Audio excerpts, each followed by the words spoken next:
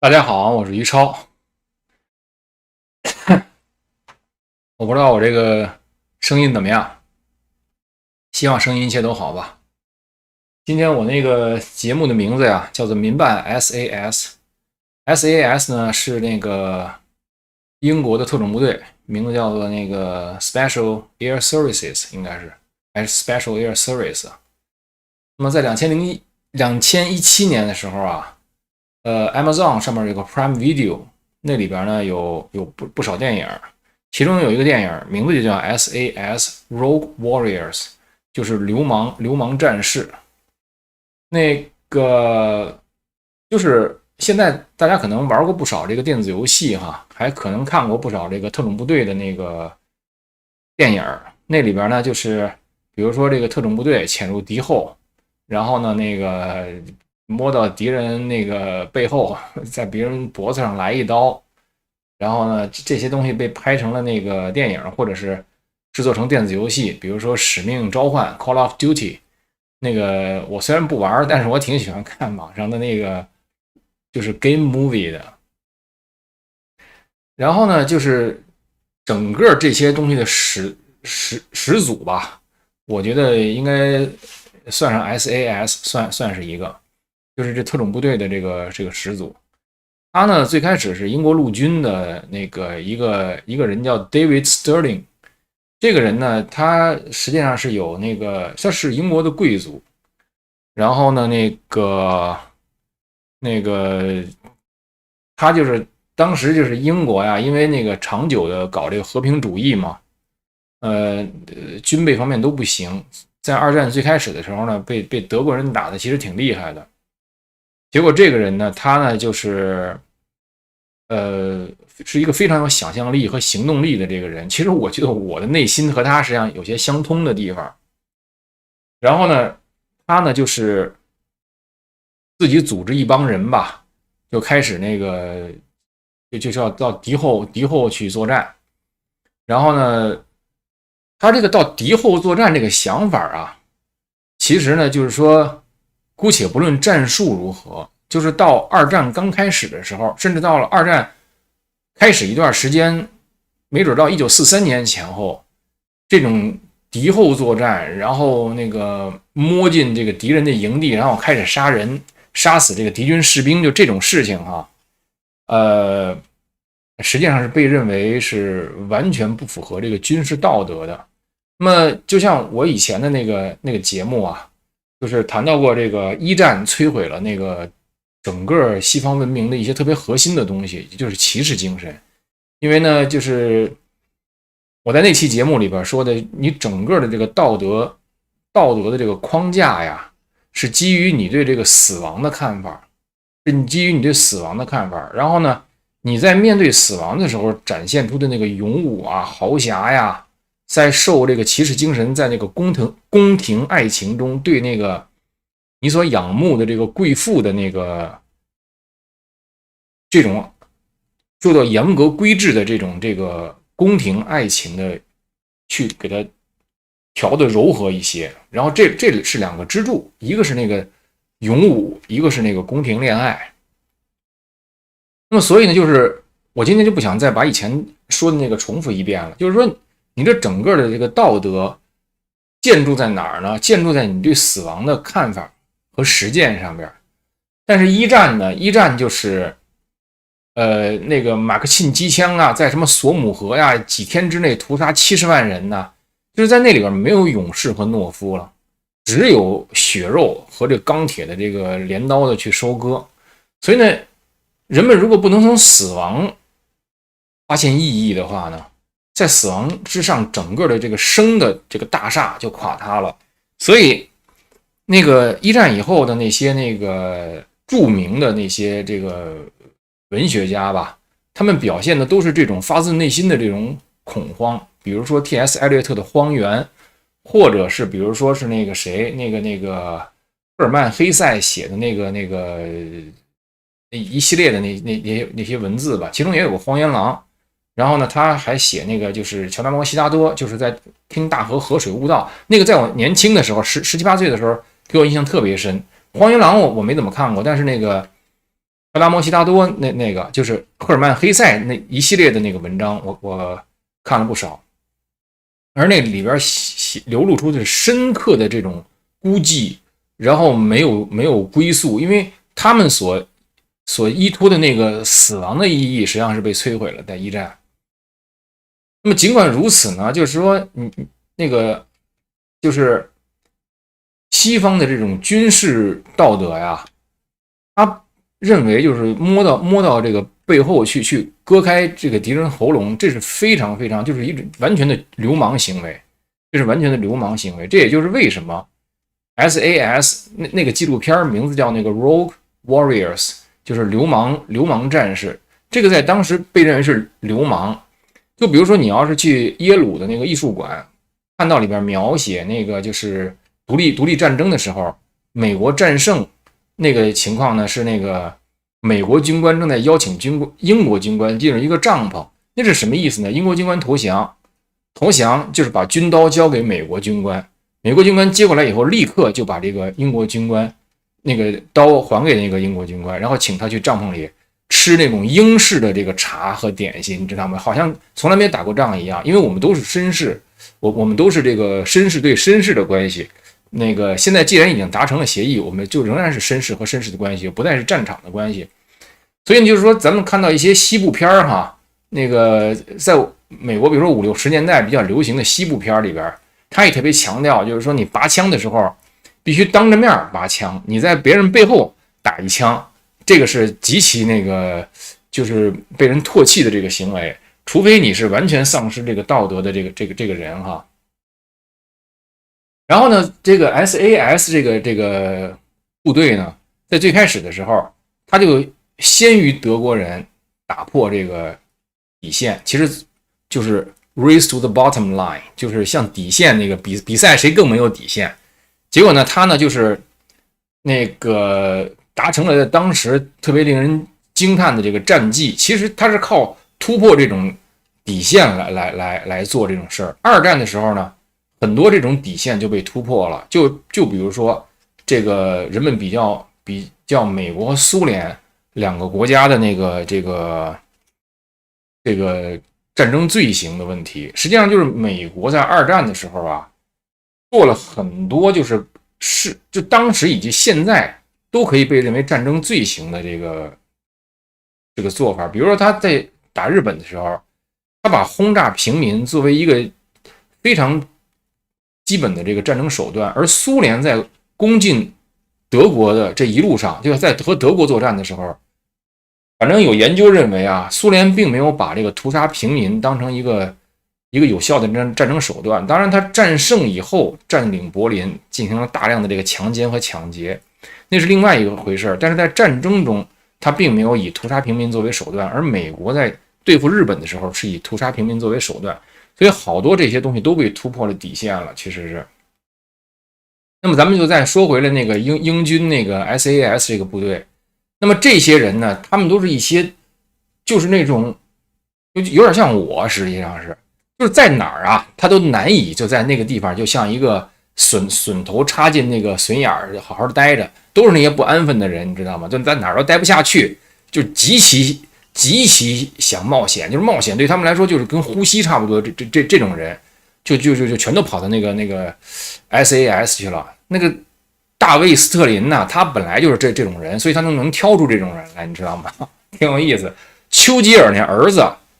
也是进入了那个 SAS。丘吉尔那儿子呀，因为他是一个很有才的人，但是呢，就是他出生在有才的人一个特别重大的一个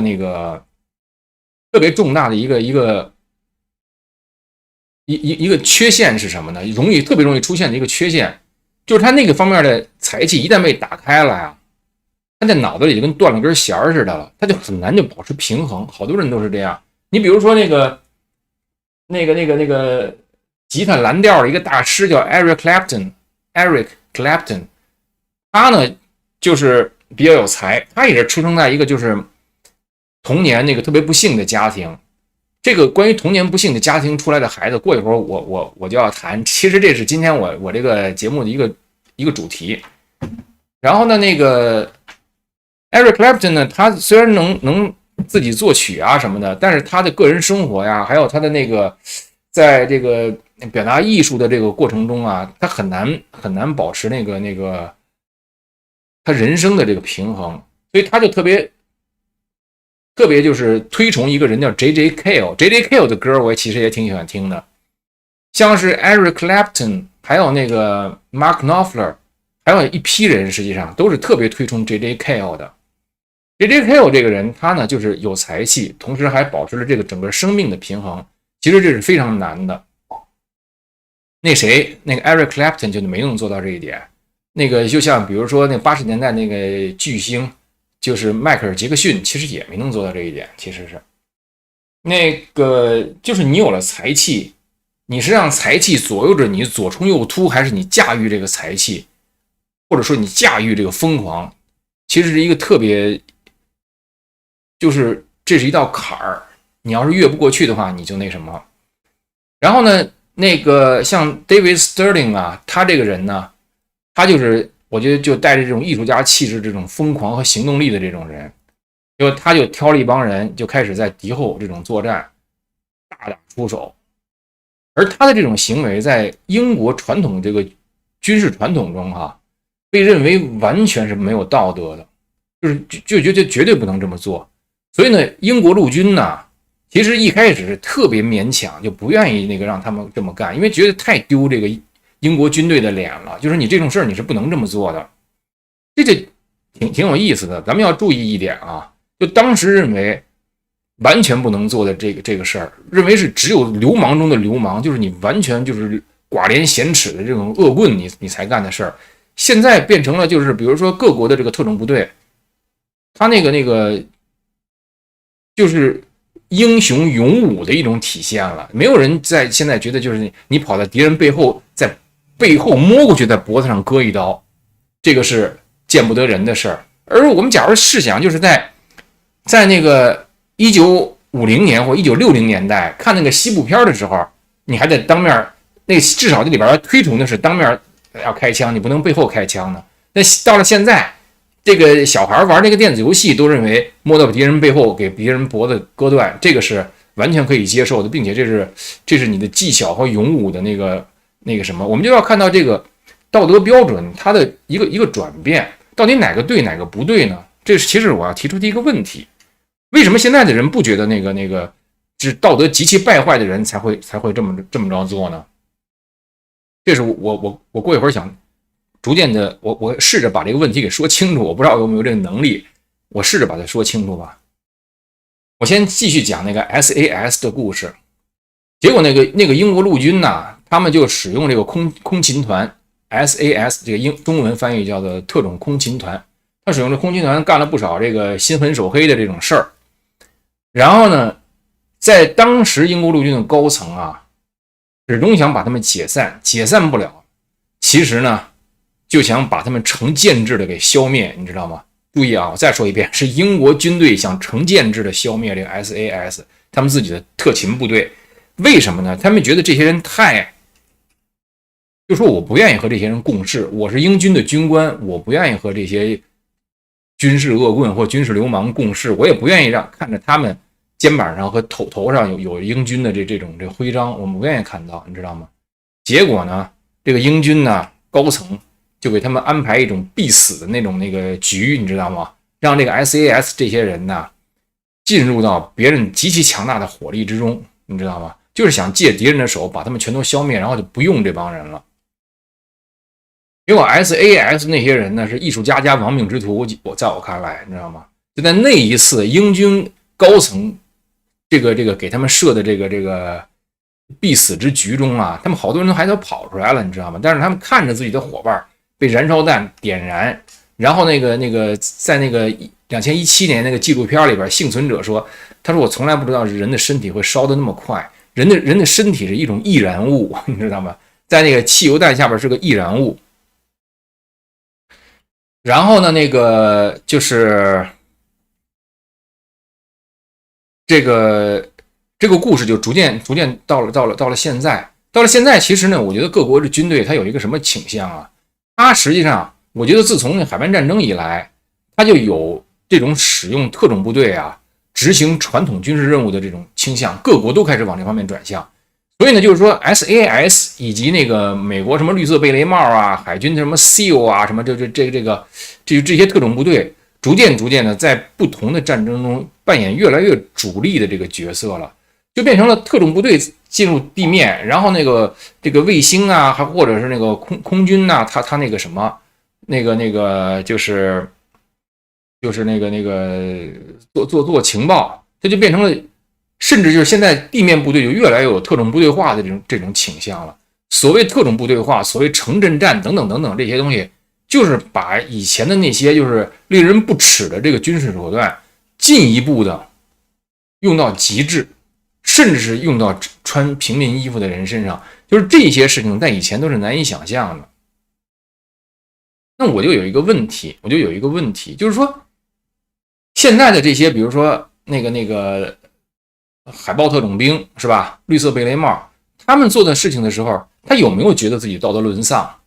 有没有背负像1943年或者1941年 David Sterling 还有那丘吉尔那儿子他们干这些事的时候承受的那种巨大的道德压力和他那军队的评判？这个压力大到我们要借敌人的手把你们干掉，就到这种程度。那在这过程中到底是发生了什么？是不是这个整个世界道德都沦丧了？是不是这样？那么我就想分享一些我的思考，我不知道大家怎么想，但是我愿意提出这么一个问题，你知道吗？那么就是实际上我觉得那个对，还有那个一个比较有意思的事儿，就是在那个 YouTube 上啊，有一个人叫 Andrew Bustamante， 他接受那个Lex Friedman 是一个从俄国来的搞 AI 的人，后来他采访了好多有名的人，其中就采访了一个 Andrew Bustamante。这个人呢，他是一个 CIA 的前探员，他就谈自己的这个成长历程。他说 CIA 啊，他专门挑选那些呀童年受过一定创伤，但是呢还是能从这个童年创伤中幸存的这些人。这些人呢，他们有着和别人不一样的这种洞察力啊，还有这种整个思考能力啊，就是这个用我的话说，就他不是温室的花朵出来的，他是从战地出来的。因为这个小孩在一个不幸福的家庭里成长的时候啊，我看过一些文献，对他们那个大脑加以扫描，他们那个大脑那个活动，还有哪儿热哪儿不热，就这种热成像什么的。那个部分和那个战场上那个老兵的那个是非常像的，所以这个童年受创伤的小孩，如果不是及时调整自己的话呢，实际上他这种某种程度上的 PTSD 是延续一生的。而在这种 PTSD 之下呢，他经常有这样的特质，就是在那种极其这个混乱和危险的情况下，他保持冷静。我记得李连杰演过一个片子叫什么狼犬丹尼吧，就是说他如果是从小在这种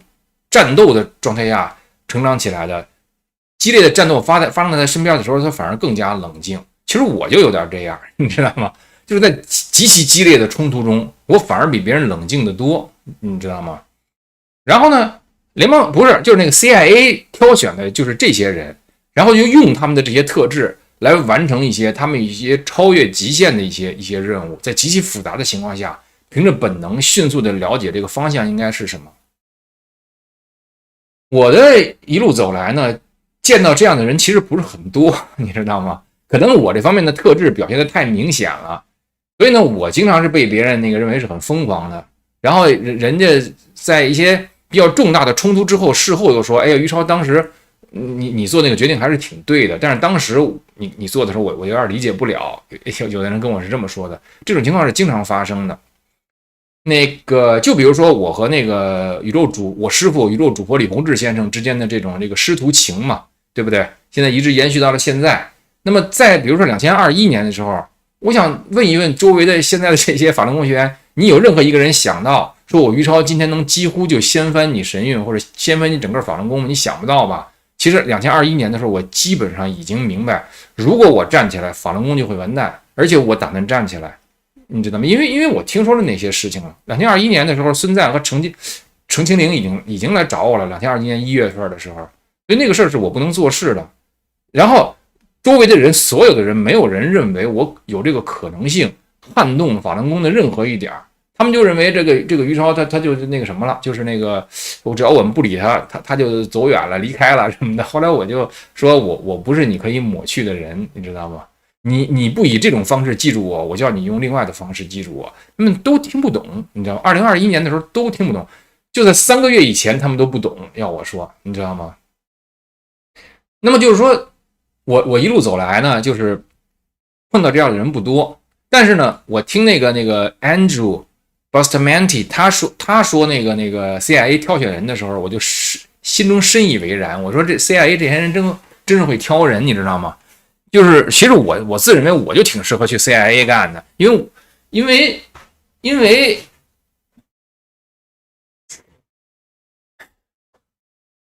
虽然我挺渴望过上那种士大夫风花雪月的生活的，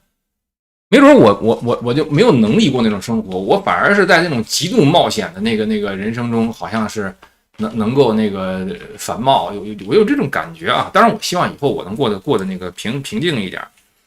然后呢，咱们就再把话说回这个 SAS 这个上面，就是说，现在整个的传统的那种这个战争已经逐渐特种部队化了，实际上是特种部队化。而这个特种部队始作俑者的这个 SAS 呢，那他那些人当时到底发生了什么？我觉得当时发生的事情啊，是在英国整个这样一个国家去面临生死存亡的危机的时候啊，这个危机是前所未有的。在这个危机下呢，他释放了一些此前没有释放的能力，这个是我对这个事儿的一个评价。当他释放这种此前没有释放的能力的时候呢，那么基于这种能力，如何重新定义善与恶、道德与这个罪恶，这是一个未知，这是一个很大的课题。就像我说的似的，潜入敌后，绕到敌人背后，在脖子上割一刀。1943年的时候，这是非常令人不齿的，在军事作战中，这是非常令人不齿的行为。而在现在呢，那个在伊拉克，我看了一下 SAS 的战绩，22个人的 SAS 部队在伊拉克那儿负责这个从街头抓捕恐怖分子，22个人抓了3500人，你知道吗？所以他们基本就是用这个尖刀去完成这个传统这个作战难以完成的事情。因为在传统作战的时候，他们比如有伊拉克陆军、空军给你打，现在人家就给你打巷战，而且都是平民那什么，所以他们应对的就释放了这种更那个此前没有释放的能力。在这个能力上如何定义这个道德，这就是个问题了。那么我就想到一件事，就是上次那个我放出了那个程清零和他母亲对话的两个那个录音。在那个对话里，那个母女的关系啊，其实令人是，我听着一方面是不寒而栗啊，另外一方面其实也是严重触发我的这个 PTSD， 就是创伤后这个综合症。因为我实际上是生长在一个实际上是一个充满虐待的这么一个家庭里边的。我觉得我和我爸之间的关系啊，让我是非常仇恨我爸的。这个我在以前我的节目中我曾经说过，后来到现在为止还被很多想攻击我的法轮功拿我自己披露我的心路历程反过来攻击我，说我是怎么恨爸爸什么的。其实我觉得他们这个做法真的是非常的无耻，可以说是我不吝惜再次就是披露我内心的真实想法，因为这是我成长的过程。就是说我爸对我的伤害啊，我这么多年经常想，其实在正常情况下，我们俩应该只能活下一个人，你知道，充其量活一个，说明两个都死了。但是我们俩最后都活了，我说这本身就是一个奇迹，你知道吗？那么我心里其实是长久充满对我妈的这个怨恨，而且呢，就是说到了我20几岁的时候，我爸和我说话，他和我说普通的话，我就变得非常紧张，就发怒焦躁，就是长时间的不能那个缓解。后来我也没能缓解和我爸的关系。实际上我后来到了国外，我从中国去美国的时候，我就知道已经是抛弃我爸了。这个事儿实际上一直在我心里成为长久的这个缺憾。有的时候我在睡梦之中，所有的这些坚强和这些意志，还有这些凶狠，都在梦中不再成为我的这个盔甲的时候，我在梦里那个难过和遗憾和愧疚，就在梦里都能淹没我。有的时候我在半梦半醒之间，我都不知道，就是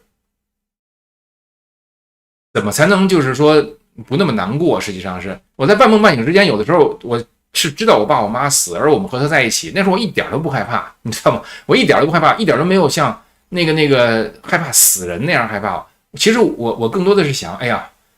说出我内心的这种难过和遗憾，然后跟我爸我妈说，我说当年很多事我都已经想明白了，但是到现在我还没有这样的幸运做这样的梦或者进行这样的沟通。我想以后我应该会有的，就是这种机会。总之我就想说，就是说那种难过和遗憾，还有那种缺憾呢，实际上使得你对这种死人的恐惧什么的都不算回事儿，死不死根本不算回事儿。我这个遗憾要抹平，这个才是一件事儿。那么这个说明什么呢？说明在我很小的时候所经受的我爸对我的那种虐待是非常非常严重的，你知道吗？在那种严重的情况下，我心里已经杀了他不知道多少次了。实际上是我5岁的时候，我爸欺负我嘛，我就走到我妈旁边，然后仰脸看着我妈，然后呢，那个就是跟我妈说那个，我爸爸如果死了，我不给他戴黑纱，因为我5岁的时候正是1977年，跟1976年的时候，那个周恩来、朱德和毛泽东死了，成天是放哀乐戴黑纱。后来那是我5岁的我想出的对我爸最大的报复，而我妈就哈哈大笑。当时我妈哈哈大笑的时候，她还跟我爸说那个，她说不给你戴黑纱。我当时在小小的身躯里边是如此的那个孤单和愤怒，还有觉得在这时候我妈都不能理解我，那时候我全都品尝到了。而这种长久的对我爸的怨恨持续了我非常长的时间。就是实际上你要理解一个事儿，有的时候需要25年，需要30年，你才知道发生了什么。后来逐渐，我到可能到40几岁，就是我出狱以后，我才逐渐明白，就是我妈和我爸之间，比如说在他们的婚姻中哈，没有得到自己想得到的。比如说我妈想在婚姻中得到一些，我妈没有得到，我爸也没有得到他想从我妈那儿得到的，所以2个人就怨恨。而我妈在花了非常大的这个期待，终于有了我，就是我有2个姐姐嘛，在我2个姐姐之间本来有一个男孩，结果呢，那个男孩2、3岁的时候因为医疗事故去世了。后来我爸我妈还想要个儿子，主要是我妈想要个儿子，就有了我二姐。就是说想生男孩又没生出来，这时候又过了几年，因为那时候那个家庭环境、经济条件都不是很好，营养也不是很好。结果我妈就快40岁了，我爸已经不想再要有小孩了，我妈一定要再要小孩，结果就生了我那个男孩。所以我妈在对我的这个亲近的过程中，实际上是疏远了我爸，而我爸就把这种那个嫉妒，或者是把这种那个不如意啊，就倾泻在5岁的我身上，或者其实不只是5岁，从我非常小的时候，因为我懂事懂特别早，我1岁就认字了，实际上是。然后呢，结果这就发生了这种特别糟糕的事情，因为实际上我是个神童，你知道吗？从小我是个神童，而且明白事情又早，而且意志实际上是超过我爸想象的坚决。我爸不知道自己的孩子是这么一个，按后来他的说法是亡命之徒吧，我觉得我有点像 SAS， 就那帮特种空勤团的那种人，就是艺术家加亡命之徒的那种风格。然后他却对一个艺术家加亡命之徒，在他完全没有防卫能力，而记性好到一件事小事能记50年的情况下，他去伤害我，那这整个长久就迅速的就是恶化了，基本上就你知道吗？就其实到现在为止，我原谅他人的能力都非常弱，实际上是我处理不了原谅的场景，所以这是我一大缺陷。实际上我处理不了原谅的场景，你要么别得罪我，得罪我了，咱们这一生就就各走各的了，基本上是，因为我做不到，因为我会和你在一起，我的整个警觉就整个全起来了，我连笑都笑不出来，我会观察你，你知道吗？所以那你说还怎么打交道？所以这个就是我爸面临的就是这么一个我，但他不知道我是这样的，他还以为我是可以随便扇耳光，随便就是可以那个怎么对待的人呢？其实完全不是。然后呢，所以呢，就是说我的话稍微扯的这个远了一点，就是我刚才想说一点什么呢？就是在这个程清零和他母亲那个对话之中啊，我看有的人评论说，哎，那母亲也挺可怜的，哎，那个女儿不该这么对待那个母亲，哎，那个女儿好像是怎么那个什么，就这些人呢，他们都是在自己的侥幸得到的这个幸福之中去评论一个他从来不知道也从来没有经历过的痛苦中的人该怎么去应对，就很像一点什么呢？很像就是说程清零作为一个小孩，在他以前13岁的时候完全被母亲抛弃，而且母亲是神韵那个虐待儿童整个共犯结构中一个非常主要的成员。在这种情况下，在他极度痛苦之中，他实际上已经解锁了一些能力了，这种能力支撑着他走到现在，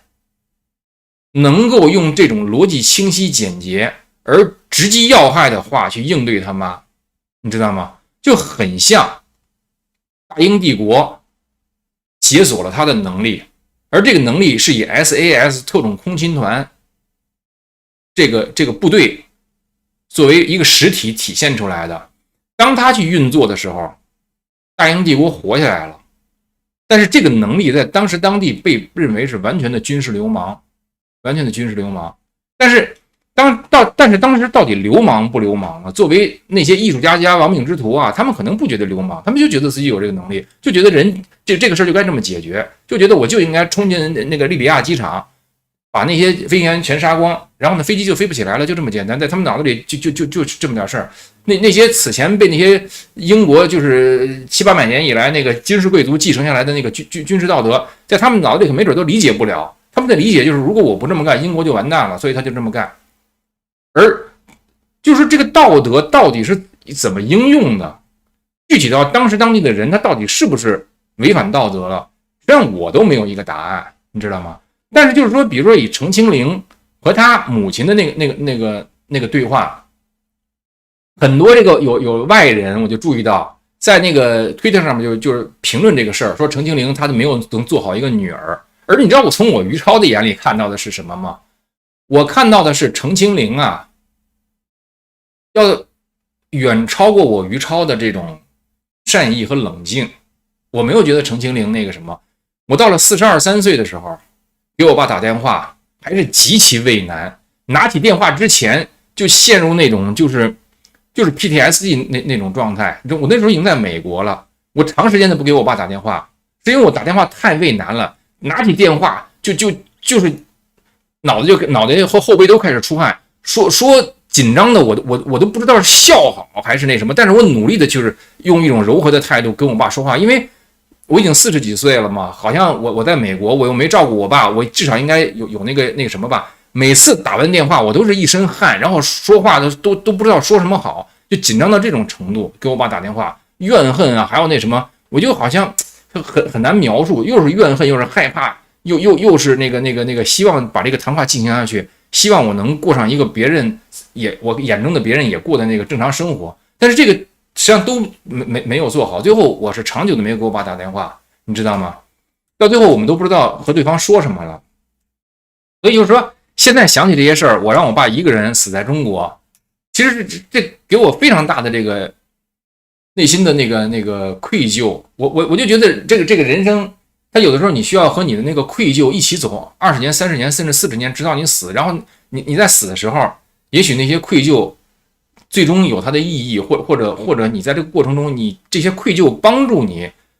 领会了一些事情。到那时候，你也许见到我爸，我可以跟他说一说，我在我的人生这一趟我走下来，我明白了什么事儿，你知道吗？就不知道未来会怎么样了。但是我就是别人认为程清零他那个是那个怎么对他妈不礼貌，我一点感觉都没有。我觉得他比我善良的多，而且他比我理性和强悍的多。实际上是因为他才28岁嘛，他比42岁的我至少年轻14岁。他就比我年轻14岁的时候，能在这种谈话之中，让自己还成为一个整体，而不是破碎了一地的那种，或者是暴哭，或者是大骂，或者是怨恨，或者是哑口无言，他都没有。他清晰地说出了他的想法。他的这个状态，从那个智能上和从情志的这个管理上，以及对他妈没有做更多的过分的那个指责上面，远远超过28岁的我，你知道吗？超过42岁的我，实际上是，这是我看到的这一点。而我看到的这一点呢，在推特的那些人那个上面啊，他们都不知道，他们不知道伤害的存在，他们不知道此前程清零是处于多么的黑暗，多么的危险，你知道吗？极其危险的处境。你可以听一听他在那个王志安，过几天王志安就会把采访程清零的那个录音给放出来。他那个胳膊被那个神韵的老师非常恶意的弄成几乎残废，然后他的胳膊举不起来，然后呢那个老师还不相信他，他就用这胳膊很撞那个跳舞的那个杆儿，说我没有感觉，我没有感觉，一下一下撞。然后呢老师才相信，哦，你的胳膊真没有感觉，因为正常人这么撞早就疼得不行了，就是极其危险和黑暗的那个处境。那个评判他的人不知道，你知道吗？那么他在这样的处境下，他到现在用这种方式来和他妈对谈的时候，我作为有类似经历的人，我就知道他的某些特殊能力已经被释放了，你知道吗？已经 release 了他的一些 super power。他可能没有意识到，我作为52岁的这种也是这种受虐儿童出身的这种 PTSD 的那个仍然的 PTSD 的患者，我是看得出来的。而且他在使用这些能力的时候啊，是非常有节制的使用这些能力的，你知道吗？他可以比现在更为沉重的打击和伤害他妈，但他没有做，这是我看到的。所以呢，就是说我就想，就是对于我以及像陈清零这样的人来说，还有一件事我还想就是分享一下。我刚来，我不是刚来，就是我在监狱的时候，我就想，他们要把我从30岁关到40岁嘛，我就知道共产党想把我关废了，共产党啊想把我关废了，你知道吗？然后呢，我就想多读书，我就想在这里边尽可能的提升自己，然后把我的心得交给未来我们那个小弟子，你知道吗？我想虽然我于超废了，但是呢，我把这个事情交给小弟子，然后他们有前途，我这样的话呢，能够提携他们。那未来他们成长起来，我也能沾光，我是这么想的。结果从2017年开始，我就写一些那个网志，在那个 Facebook 上，我写了10篇网志，谈怎么教育孩子。结果那些网志呢，在我能目力所及的这些法轮功家庭中啊，非常不受欢迎。然后呢，那些孩子呢，认为我只要不听父母的，似乎就是已经反叛了法轮功对他的控制了。而父母呢，觉得于超的这些这个网志呢，是教孩子更不听我们的话了。但是我那个网志里边谈就是自己该怎么成长啊，该怎么读书啊，被这个施虐者和受虐者同时忽视，所以当时我是很遗憾的。然后我这些网志呢，在2018年文昭那个自媒体刚刚办网站的时候啊，文昭向我约稿，我就给他2篇变1篇，2篇变1篇吧，反正给他弄了5篇文章。结果呢，反而是一些不修炼法轮功的人注意到了我的文章和我这个人，但是我心里一直都是希望我们的法轮功的这个群体的年轻一代啊能起来的。结果一直到2021年，我被赶出法轮功这个群体啊。当然我现在是他们赶而不出嘛，我没有出，我还是宇宙主播李洪志先生的真修弟子嘛。他们希望把我赶出这个，我和这个群体的这些年轻一代就更加疏离了。尤其是我看到当年的这个年轻人，就比如说李大宇，我见他的时候可能还27、28岁，现在都快40了，你知道吗？还在那儿替神韵那个打打掩护，哎呀，完全活成一塌糊涂的样子，对吧？当时那个好像的这个就是可能有些希望的小弟子，现在活的是一塌糊涂，就是我眼中就没有见到过一个就是能戳在我面前，让我想起27岁在清华的我的那个人，你知道吗？那么最后就是和法轮功这个群体现在变成了如此这个水火不容，那我也更没法接触到法轮功这个群体中的小弟子了嘛，是不是？结果呢，我就发现，在接触这个神韵幸存者的这个过程中我遇到不止一个相当聪明的人，你知道吗？我遇到这个不止一个相当这个聪明的人，比如说那个我现在见到这几个神韵演员都挺聪明的，然后那谁啊，那个孙赞，他就给我一点王维宇当年的感觉，你知道吗？然后那程清灵呢，就给我一些我看到我自己的感觉，然后我还碰到了一些就是岁数和他们差不多的，也是和法轮功这个群体有关系的这些这个对我来说的这个年轻人吧，然后他们也都有这样这个受到相当重大伤害的这种童年经历，但是呢，他们那个都以各自的方式从那个环境中至少是幸存了，也许是带着很沉重的这个深刻的伤口那个走过了，但是他幸存了。注意啊，这个深刻的伤口本身呢，只是你从一个角度说它是深刻的伤口，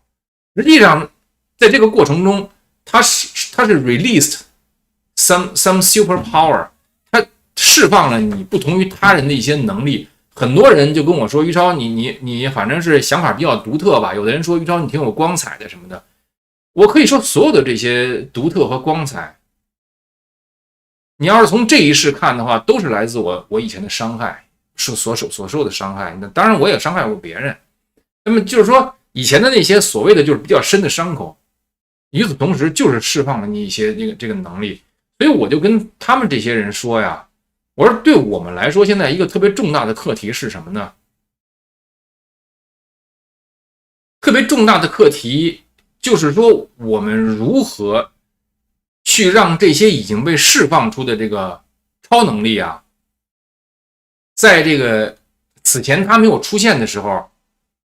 是没有道德去衡量你这个超能力的，你知道吗？没有道德去衡量这个超能力。现在我们需要在这个超能力已经出现的这个情况下，以它为一个基础，来活出适合这种超能力的这种对与错、善与恶、慈悲和那个宽容吧，悲悯。我没能太活出来，我在宽容和悲悯方面啊是相当差的，可以说是我只是求真方面呢弥补了不少宽容和悲悯上的缺陷，所以别人认为啊于超是他是有同感啊什么这那的，反正是，但实际上我那个心胸非常狭窄，而且那个就是动起手来就是留情不抬手，抬手不留情，我是这样的，你知道吗？就是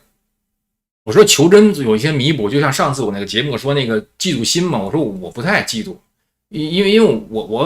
我比别人更能看到就是人和人之间巨大的差别大到就是我就无从比较，你说怎么比较啊？是不是没法比较？所以没法比较，你还嫉妒什么劲呢？就是那个并不是因为我心胸宽广，我想说的是这个，所以呢，就是说我们这个超能力被释放以后，打比方说吧。你能在这个错综复杂的环境，或者别人还想掩饰的时候，你一眼就看到别人的内心是什么了。比如说你再长得好看一点，那么就可能会有很多异性来向你表达这种喜爱，是不是？那你是在这种就是极其你是在战地长大的这个孩子，你有求生和幸存的本事，你没有爱的本事，然后你因为能说话，你并不是有意的，但因为你能直接说到那个点上，你就触动了别人内心深处的一些东西，而当他那个东西被你触动的时候，他很容易就对你投以注意力，并且喜欢你，你知道吗？这时候对你来说就是一个特别就是你以前从来没经历过的一个考验，是什么呢？别人愿意对你表达爱，但是你没有能力回报给别人爱。你能够拨动他人的心弦，使别人对你产生爱意，但是你没有能力回报他人以爱意。就像像这种故事发生了很多，比如说有一个法国影星叫那个阿兰德龙嘛，他也是出生在一个就是虐待的家庭中，他长得非常英俊，然后呢，他的一生和那个不少那个就是这个特别美丽的这个女演员啊有过这个浪漫关系，有人真心的爱他，但是他就是不能和别人建立这个亲密关系，最后他孤独终老，就是这么一个人，而且伤害了很多人的情况下孤独终老。这个就是说他释放了一些超能力，这个超能力是那个就是比其他人更敏感、更敏锐、更直击要害。但是你基于这个超能力，你怎么去建立？更准确的词儿是你怎么去学习 learn， 你怎么去学习基于这个超能力之上那个人生中你要学习的东西，你把那个东西学习会了，在这个超能力之上所体现的那个善与恶和那个慈悲和那个悲悯宽容就被确立起来了。假如你像那个咬饵的鱼一样咬住那些此前你没有经历过但现在以某种形式体现出来的这种，比如说爱、关切或者建立亲密关系，你看到别人建立亲密关系了，但是你小时候你在你的原生家庭中你没有建立亲密关系，但现在有一个非常美丽的女人，因为你的某些话拨动了她的心弦而接近你就觉得，哎，你看别人这个找这个女性没有这么容易，那我非常轻易的就可以和她建立关系了，至少这件事儿可以弥补我童年的那种恐惧、不幸、躲藏。然后那个被那个人欺负，是不是？至少在这儿，我现在得到了，那我就赶紧把它得到。那这样的话，我就可以向我自己证明，其实我已经就是那个以前按北京话说，我得了烟儿抽了嘛。像于超是不得烟儿抽，那我就得了烟儿抽了。那现在你要如果这么做的话，你就同时做了两件事情，一个事情是你仍然把过去的那个受伤害、躲藏、黑暗里紧紧抱住自己的你给抛弃掉，因为你没有正视他所经历的那些痛苦的意义，你没有发掘出那个意义。另一方面呢，你是享受这个，其实你根本就不知道如何品尝以及建立的这个 intimacy 这种亲密关系，你是没有能力的，因为你基于那个超能力，你还没有建立，你还没有学习到你该学习到那个东西，你知道吗？所以在这个过程中，区分知与不知就变得非常非常重要了。区分知与不知是非常重要了。在这个过程中，别人没有经历过你的这种极其的黑暗危险的那个人，他站在那儿啊，还觉得自己挺宽厚，挺懂得什么是爱，跟那上嘴皮一碰下嘴皮，还跟那评论你呢。如果这时候这又是一个你的危险。如果在这时候你去听他的了，他本来那个深度、生命的深度和广度还不如你呢，仅仅是侥幸在这儿没有被伤害，他就用他的那套这个超能力没有释放之前的那个道德标准去衡量你这个，就会整个摧毁你的这个学习过程。你知道吗？而这个超能力之所以被释放出来，其原因在于这个世界比以前变得更加复杂和凶险了。就像那个大英帝国在800年前不需要那个骑士摸到另外一个骑士背后给脖子拉一刀，那你这么干的人，你就没脸见人了，你知道吗？就没脸见人了。你必须骑在马上，穿着银盔银甲，拿着那个很长的那个剑，步枪冲撞，你赢了，那你算赢了。那你半夜里摸进人家那什么？那个帐篷给人杀了，那你家族都会以你为耻。但是到现在就不是这样了，因为情况更加复杂、更加凶险、更加强悍、黑暗的力量，更加强悍的力量被释放出来。而这个释放出来这种力量啊，它有保护有伤害，伤害的时候是非常黑暗的。你看程清灵跟他妈对答的时候，他妈现在已经不是程清灵的对手了。如果程清灵愿意的话，可以把他妈打的脊梁骨都打断，实际上是，就是说你在使用这个能力的时候是相当黑暗的，但是他与此同时呢，他又有这种支撑和保护的能力，就这里边如此多的这个丰富的这个内涵，需要你作为这种能力从你身上被释放出来的这个人，你去学习去活出这个来，而此前你的童年又是有缺陷的，这是一个非常不容易的事情，你知道吗？这是一个非常非常不容易的事情。那么好消息是什么呢？好消息是我于超啊，我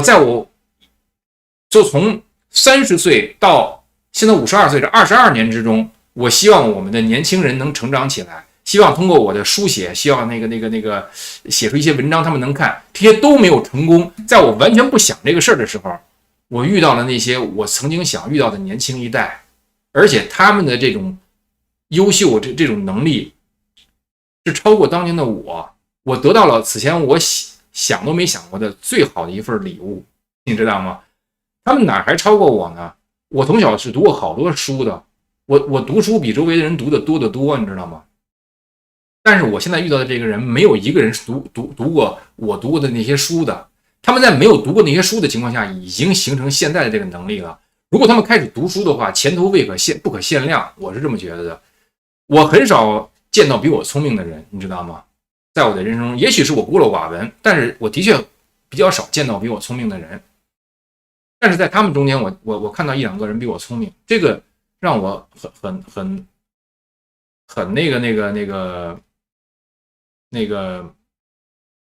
高兴，因为我那个正在变老，我正在变的就是可能没有能力吧。等他们那个成长起来的时候，我变老了，我正好从他们身上沾点光，你知道吗？所以我得到了此前想要而自己已经忘却的这个礼物了。实际上，所以我觉得这个世界上啊，一定是有这个更高存在的。我觉得这个剧本很好，这个剧本很好。在程青林和孙赞接触我的时候，他们想的是来救我，而我回应的是我要救出所有的神韵的这些人，然后一路走一路打到现在，我真的遇到了以前我想见到的那些小弟子，加个引号小弟子了。然后呢，他们中有些人这种超能力都已经被释放出来了，但他们自己还不知道。但是我作为52岁的这个老鸟，我已经知道了。然后我能在这方面给他们就是把这个图景描绘的更加详细、细致入微的告诉他们，实际上这个其实是怎么回事，你们该怎么做。所以我还能在这方面帮他们帮的很多。这就让我想起那个《摩诃婆罗多》呀，是那个印度的一个史诗。《摩诃婆罗多》呢里边有一段特别著名的，就是那个就是摩诃婆罗多里有一段特别著名的，就是阿朱那和那个主神呐，那个克里希那对谈这个业力瑜伽的那段叫什么名字来了？我现在的脑子我真的是跟不上趟了。我看一下摩诃婆罗多那个最重要的那个。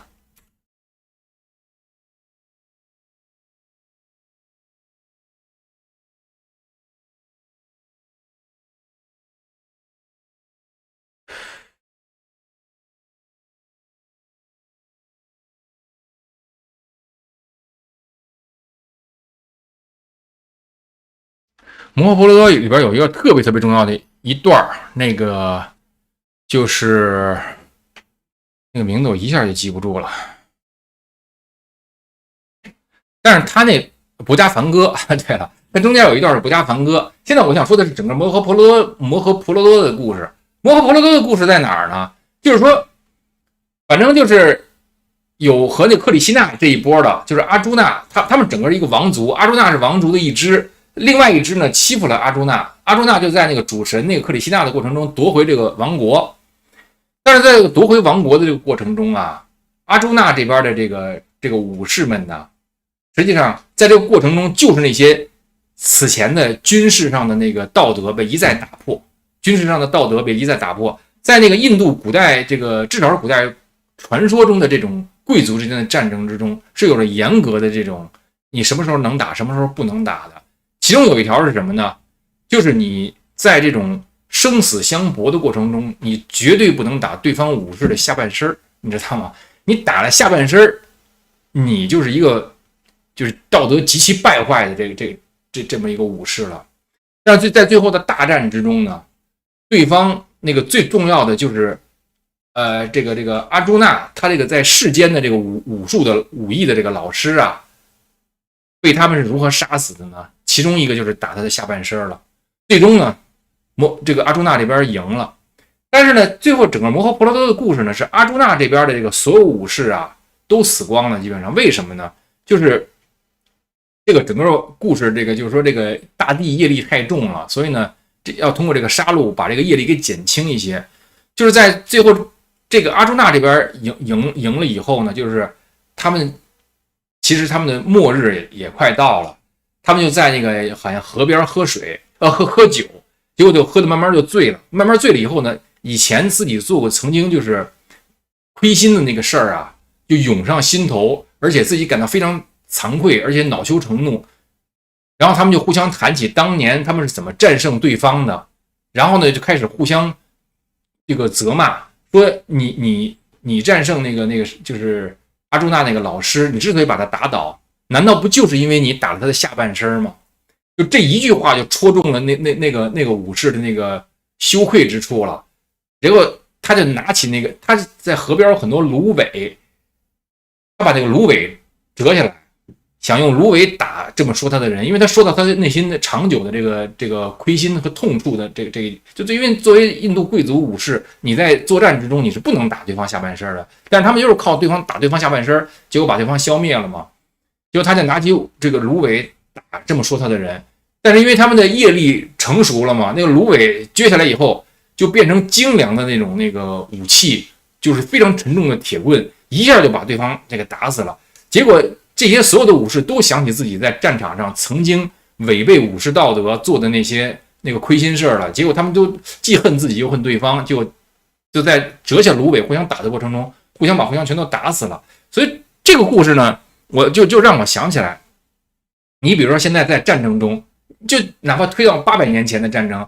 你也没听说不能打下半身，是不是？这个要求实在是太高了，就是说这个贵族你这个要求实在是太高了。但是我就想，就是基于这种杀戮就是保护杀戮的这整个这套东西里边建立的那个道德标准，它到底何以成为道德？其实是和你这个实践者你是如何实践的是特别有关系的。假如就放在现在，你在战场上，你开枪打中了对方的大腿，没有人会因为这个而说你是一个道德败坏的人，对不对？而在那个摩诃婆罗多的那个故事里边，那些印度贵族武士却为了这个事儿就羞愧的无地自容，以至于别人提到这个事儿，他就要宁可把对方打死，或者就在这个维护这个荣誉的过程中死去，我也不能让别人提这个事儿。所以呢，就是说，当这种超能力被释放的时候，就更狠、更那个重大的能力被释放的时候，你作为这个能力的承载者和使用者，你是有这样的这个责任去活出一个更加就是说驾驭这种能力，并活出那种你用这种能力是帮助他人升级成长的这么一个人生的。所以呢，今天我的这个节目叫做民办 SAS， 因为我现在见到的这些人呢，和当年 David Sterling 从那个英国挑选出来的那些那个艺术家亡命之徒的那些人颇有类似之处，我觉得是这样。而且我现在遇到的这些人呢，实际上我个人觉得他们在很多就是那个善心还有就是在如此黑暗的情况下，仍然保持了纯净的，就是对他人的善意的这种方面，都超过当年的我，都超过50年前的我，你知道吗？所以呢，就是说我实际上是进入人生中一个很好的一个开始，我觉得我进入一个很好的开始。然后呢，这些人的能力呢，我觉得我希望能够有更好的这个是与非善与恶建立在他们已经被释放出来的这种超能力之上。我希望就是说我们的相遇以及这些人能走到一起能让这个世界，能让这个沙漠开出那个花海。这个是我今天节目想谈的，我不知道我谈清楚了没有，我希望我谈清楚了。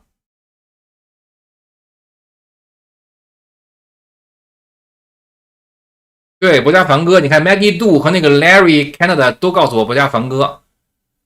那个什么是能力什么是能力能力其实我觉得能力是在你这个超能力释放之后，然后如何在其上建立那个正确的道德，这个是最根本的课题。在目前的情况下，我在如何打、如何下狠手什么这些方面还能帮一帮这些我遇到的这些年轻人，但是这个是应用层面的东西，我都觉得应用层面的东西，真正这个值钱的是你如何驾驭这种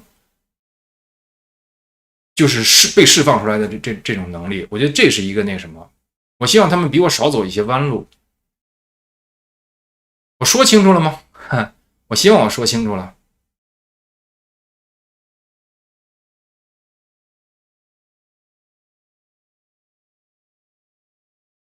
那我今天先谈到这儿，谢谢各位，我们下次再见。